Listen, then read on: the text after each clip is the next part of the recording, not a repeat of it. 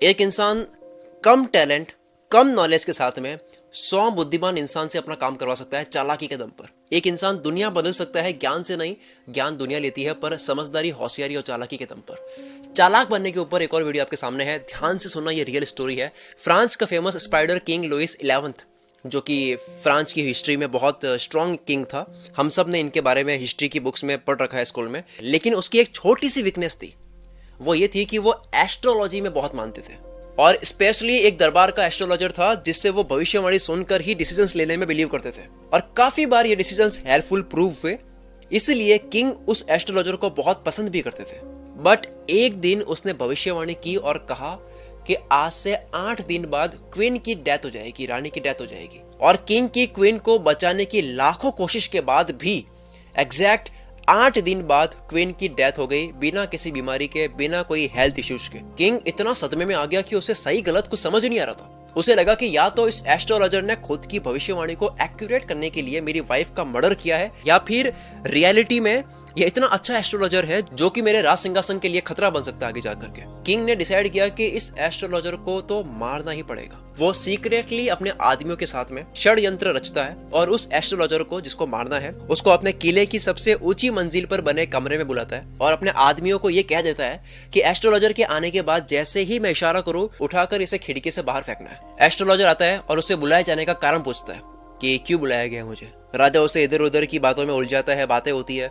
जैसे ही वो अपने आदमियों को सिग्नल देने ही वाला होता है, जितने में राजा एस्ट्रोलॉजर से सवाल करता है कि तुम कहते हो कि तुम्हें एस्ट्रोलॉजी का बहुत ज्ञान है और तुम सब कुछ बता सकते हो फ्यूचर के बारे में, क्या हो सकता है भविष्य में, तो बताओ तुम्हारा फ्यूचर क्या है, तुम्हारी मौत कब होगी ये बताओ। तो एस्ट्रोलॉजर कुछ देर तक सोचता है और कहता है, महाराज आपकी जब मौत होगी ना, उसके 3 दिन पहले मेरी मौत होगी, यानी कि पहले मैं मरूंगा, उसके 3 दिन बाद आप मरोगे। ये सुनकर राजा के पैरों तले जमीन खिसक जाती है। क्या ये मर गया तो 3 दिन बाद मैं मरूंगा। वो अपने आदमियों को इशारा करता ही नहीं है, एस्ट्रोलॉजर बच जाता है। एस्ट्रोलॉजर एक अच्छा एस्ट्रोलॉजर ही नहीं बल्कि एक चालाक इंसान भी था, फेस रीडर था, उसने चेहरा पढ़ लिया था, उसने राजा की आंखों में खून देख लिया था। वो समझ गया था कि अगर उसने कुछ ऐसा नहीं कहा जिससे राजा को उस पर डिपेंड होना पड़े तो उसकी मौत तय थी। और उसने ऐसा चालाकी का गेम खेल दिया कि राजा को अगर जिंदा रहना है तो एस्ट्रोलॉजर को भी जिंदा रहना पड़ेगा, क्योंकि ये अगर मर गया उसके 3 दिन बाद में राजा मर जाएगा। इसे कहते हैं समझदारी।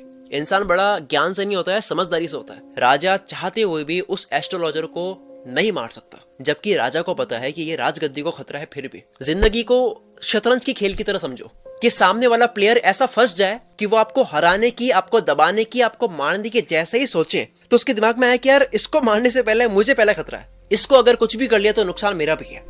अगर आपको लोगों को अपने ऊपर डिपेंड करवाना आ गया तो ये बहुत बड़ी पावर है, जिस पावर से आप चाहो उस इंसान को कंट्रोल कर सकते हो। आपकी जरूरत होनी चाहिए कि कोई आपको रिप्लेस ना कर सके, आपको हटा करके कोई और ना रख सके। अब अगली कहानी सुनना, इसी के ऊपर है। ऐसा कुछ कर दो कि आपको हटाया जाए तो सामने वाले का नुकसान है। अब एक और इंटरेस्टिंग कहानी सुनो। अगर आप चाहते हो इंपॉर्टेंट बने रहना तो लोगों को परमानेंटली अपने ऊपर डिपेंड करना सीख लो। यही 48 लॉज ऑफ पावर का एक और लॉ है जो कि है learn to keep people dependent on you. ये 48 लॉज ऑफ पावर बुक जिसे लिखा है रॉबर्ट ग्रीन ने, इसका एक और लॉ है जो कि है कि learn to keep people dependent on you. अब अगली कहानी सुनो, इसको सुनकर के आपका दिमाग हिल जाएगा। नेक्स्ट स्टोरी पर आने से पहले मैं आपको बता दूं कि 48 लॉज ऑफ पावर बुक की कंप्लीट समरी या ऐसी ही काफी वर्ल्ड की फेमस बुक्स की ऑडियो बुक्स और समरी अगर आपको ऑडियो फॉर्मेट में चाहिए तो मेरी फेवरेट ऐप कुकू एफएम को आप इंस्टॉल कर सकते हो। कहते हैं बुद्धिमान लोगों के घरों में लाइब्रेरी होती है, पर मैं कहता हूं कि जमाना बदल चुका है, डिजिटल हो चुका है। अब बुद्धिमान लोगों के मोबाइल में ऑडियो लाइब्रेरी होती है।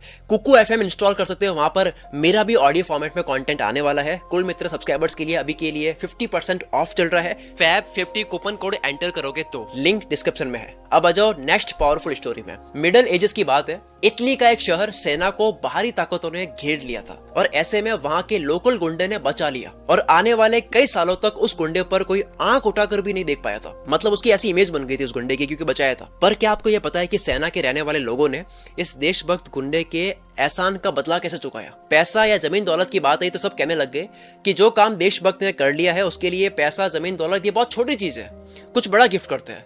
फिर डिसाइड हुआ कि हमें इस देशभक्त को अगला राजा चुन लेना चाहिए। फिर एक आर्ग्यूमेंट आया कि ये भी एक सूटेबल सम्मान नहीं है इतने भारी काम के लिए, इसको कुछ और बढ़ा दिया जाए। लास्ट में जब सारे आइडियाज फेल हो गए कि किस तरह से इस देशभक्त के वीरता भरे काम को हमेशा हमेशा के लिए अमर किया जाए, तब एक आइडिया आया कि क्यों ना हम इस गुंडे को मार करके, खत्म करके इसका मंदिर बना दिया जाए और भगवान की तरह इसकी पूजा की जाए। बिलीव मी, उन्होंने बिल्कुल ऐसा ही किया।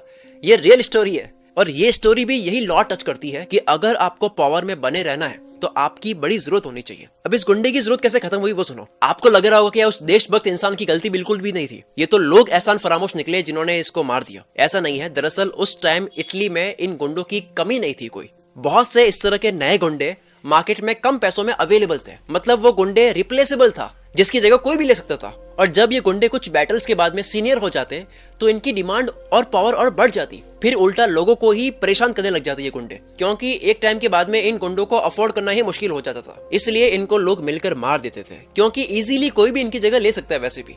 सो it's all about competition and replaceability. अगर आप किसी की भी हेल्प कर रहे हो, यहाँ पे लेसन सुनना क्या है, अगर आप किसी की भी हेल्प कर रहे हो और आप चाहते हो कि रिटर्न में आपकी पावर बनी हुई रहे, तो आपको कुछ ऐसा छोड़ना है कि आपकी जरूरत बनी हुई रहे, आप हमेशा इंपॉर्टेंट बने हुए रहो। अगर आपने पूरी तरह से हेल्प कर दी, सब कुछ दे दिया, अब कुछ है भी नहीं आपके पास देने को, या आप में ऐसा कुछ बचा ही नहीं जिसके बिना उसका काम नहीं चल सकता, सामने वाले का काम नहीं चल सकता, तो आपको वो अपनी लाइफ से निकाल के फेंक देगा। अगर मार्केट में लंबे टाइम तक बने रहना है तो ऐसी क्वालिटीज डेवलप करनी होगी जो बहुत यूनिक है, जो सब में नहीं मिलती है, जो आपके सिवा लोगों में नहीं मिल सकती। यहाँ पर नावल का एक कोट है, स्पेसिफिक नॉलेज का मतलब होता है जो आपको सिखा कोई नहीं सकता, जो आप कहीं से सीख नहीं सकते। और अगर कोई आपको सिखा सके, यानी कि सोसाइटी अगर आपको सिखा सके, ऐसा कुछ है आपके पास में, तो ये सोसाइटी दूसरों को भी सिखा सकती है और आपको रिप्लेस कर सकती है। Thank you so much. अगर आपको ये स्टोरी अच्छी लगी है प्लीज शेयर करो अपने सारे दोस्तों के साथ में, कमेंट करके बताओ कि क्या आपको इस तरह की और कहानियां चाहिए जो चालाकी के ऊपर हो, जो रियल स्टोरी हो। इसके अलावा आप सिर्फ 99 रुपीज में आप मेरी लिखी हुई अब तक की सारी ई बुक्स